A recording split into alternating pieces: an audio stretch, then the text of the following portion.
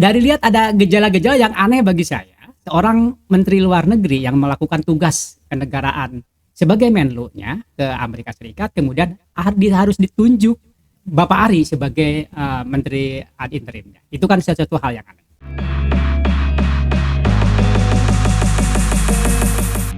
Halo pemirsa Sebelang Bentor, kita bertemu lagi.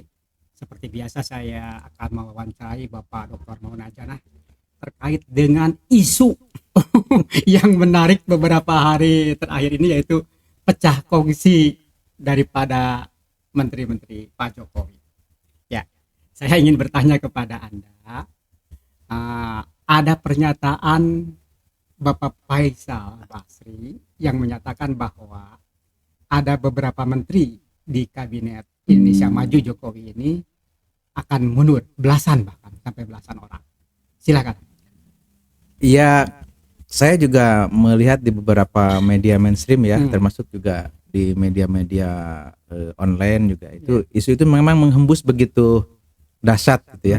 Begitu dahsyat. Tetapi memang ini perlu di cross check apakah isu itu hanya sekedar isu gitu kan atau memang ada yang menghembuskan gitu. Nah, ini penting untuk teliti atau ditelusur gitu kan, untuk ditelusuri gitu kan. Terlepas dari itu semua, saya melihat dalam situasi politik kita menjelang pencoblosan 14 Februari 2014 gitu ya.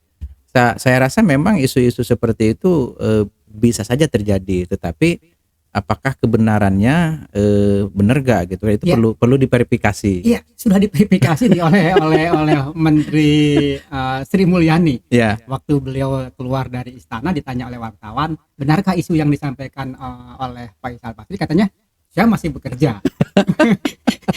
cuma belum ada konfirmasi dari apa yang disampaikan bahwa seorang lagi itu adalah Pak Basuki, Menteri PUPR. Ya. Tidak ada. Begitu isu konfirmasinya. Iya, saya rasa memang kita agak khawatir sebenarnya ketika di pihak eksekutif ya pemerintahan kita misalnya banyak menteri yang diisukan gitu kan, yang diisukan mundur karena memang ada persoalan-persoalan tertentu. Kalaupun misalnya itu terjadi mundur gitu kan, ini saya rasa ini nanti mirip-mirip seperti tahun 98 ya, ketika mau menjelang reformasi pada saat itu gitu kan. Pada saat itu Pak Ginanjar ya awalnya gitu kan mundur, kemudian juga nanti diikuti oleh menteri-menteri yang lain gitu kan. Tetapi kalau kita menyamakan antara tahun 98 dengan kondisi hari ini yang kita punya waktu 3 minggu lagi untuk pemilu langsung ya, untuk melanjutkan estafeta kepemimpinan dan sarananya adalah demokrasi yaitu pemilu.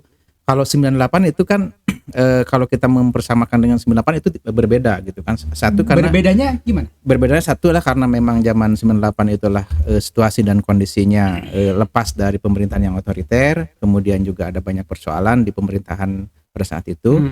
Lalu kemudian masuk ke era demokratisasi.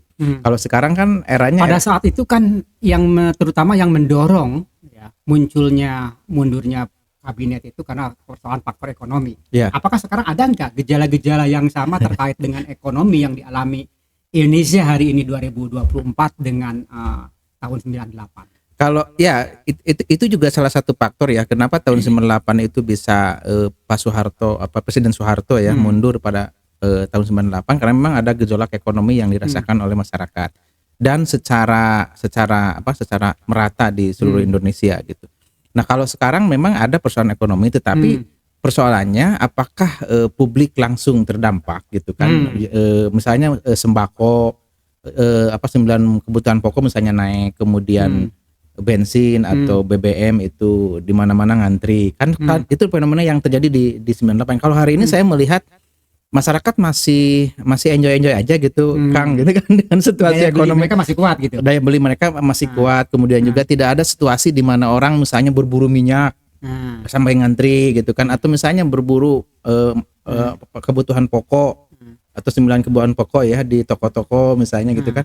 Itu saya tidak melihat itu masih dalam konteks terkendali dari sisi itu, meskipun memang misalnya daya belinya bisa jadi kan naik turun lah masyarakat itu. Bisa nggak bahwa itu bisa dilihat dari gejala-gejalanya, Kang MC. Gejalanya begini sebagai contoh ya.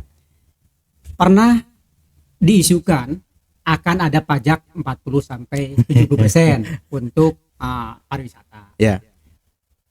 Kemudian hilang ditangkis oleh Luhut bahwa itu tidak terjadi, tapi kemudian Luhut bahkan mendorong adanya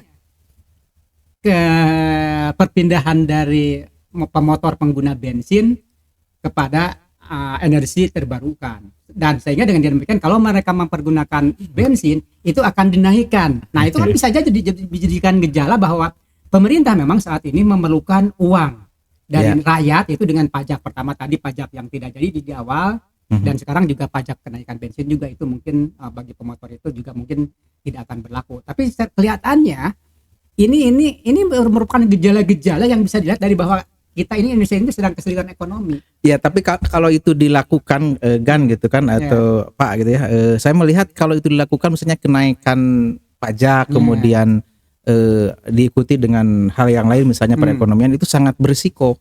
Kalau itu terjadi sangat berisiko dan itu akan mengancam pada kelancaran proses pemilu tahun 2024.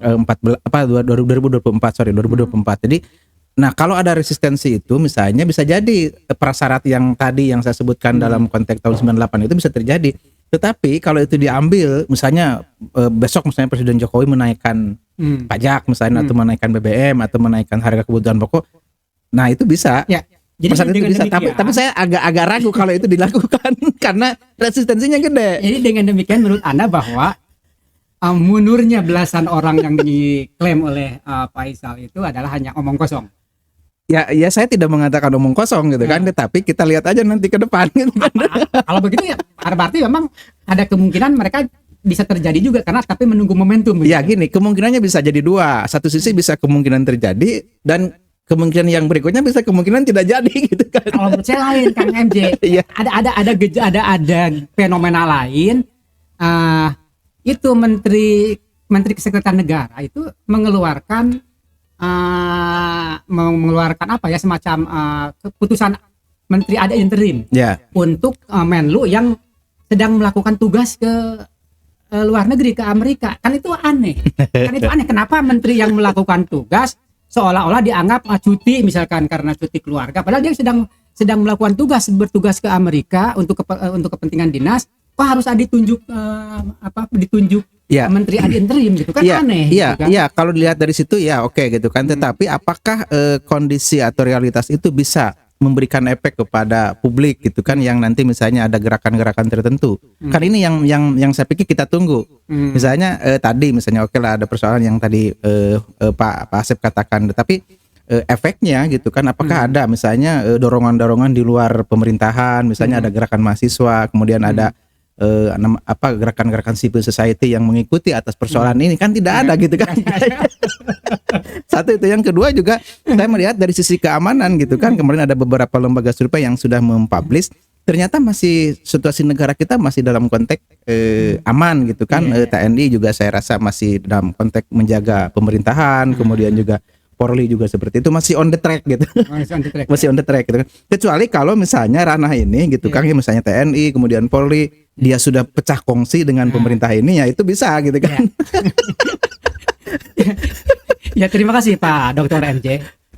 Pemirsa Login Sabulang Bentor, demikian penjelasan Bapak Dr. Maulana Janah terkait dengan isu yang dimunculkan oleh Bapak Faisal Basri terkait dengan ada belasan menteri di era Indonesia Maju Jokowi ini akan mundur dari kabinetnya. Meskipun tadi lagi-lagi saya kurang begitu 100% sependapat dengan Bapak Dr. MJ ini, karena dari lihat ada gejala-gejala yang aneh bagi saya. Seorang menteri luar negeri yang melakukan tugas kenegaraan sebagai Menlu-nya ke Amerika Serikat, kemudian harus ditunjuk Bapak Ari sebagai menteri ad interimnya. Itu kan sesuatu hal yang aneh.